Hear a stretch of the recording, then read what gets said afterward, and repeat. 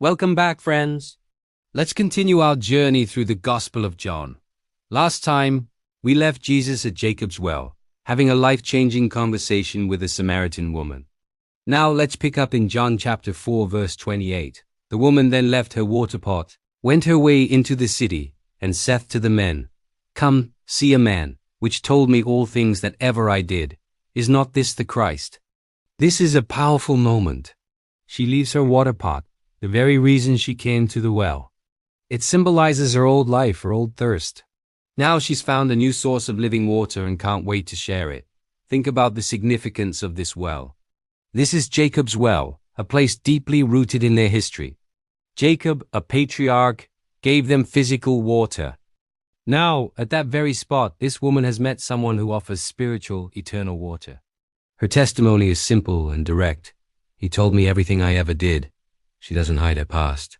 She uses it as proof of Jesus' divine knowledge. This is a recurring theme. In John chapter 1, when Nathanael asks how Jesus knows him, Jesus says, Before that Philip called thee, when thou wast under the fig tree, I saw thee. This divine insight is a clear sign of his authority. The woman's question, Is not this the Christ? Isn't born of doubt, but of overwhelming excitement, inviting others to come and see for themselves. And they do. Verse 30 says, Then they went out of the city and came unto him. Her testimony was so compelling that the whole town started moving toward Jesus. Meanwhile, the disciples return with food. They're focused on the physical, urging Jesus, Master, eat. But Jesus' mind is on a different kind of nourishment. He tells them in verse 32, I have meat to eat that ye know not of. The disciples are confused, just like the woman was about the living water. They think someone else brought him food. Jesus clarifies in verse 34, My meat is to do the will of him that sent me and to finish his work. This is the core of his mission, his very sustenance. He then turns their attention to the crowd of Samaritans approaching from the city. He says, Say not thee, there are yet 4 months, and then cometh harvest? Behold, I say unto you, lift up your eyes and look on the fields, for they are white already to harvest. The disciples see a 4-month wait for a physical harvest, but Jesus sees a spiritual harvest that is ready right now. The Samaritans, people they would normally avoid, are the first fruits of this harvest, coming to faith because of one woman's testimony. Jesus' words echo what he says in Matthew 9:37-38. The harvest truly is plenteous, but the laborers are few.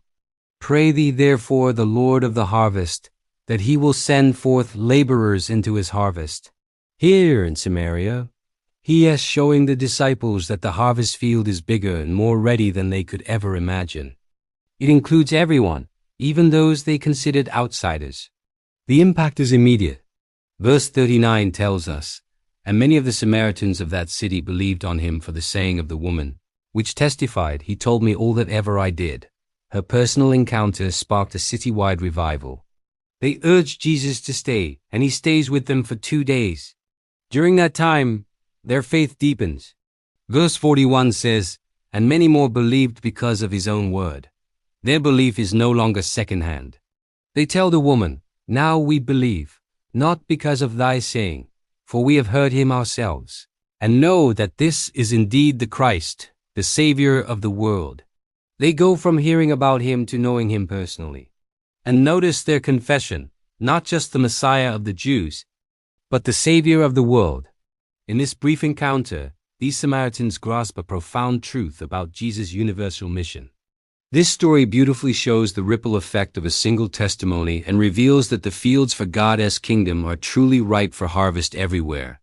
Thank you for joining me today. I pray this encourage you to share your own story of meeting Jesus. Don't forget to like, share, and subscribe so you don't miss our next study. See you then.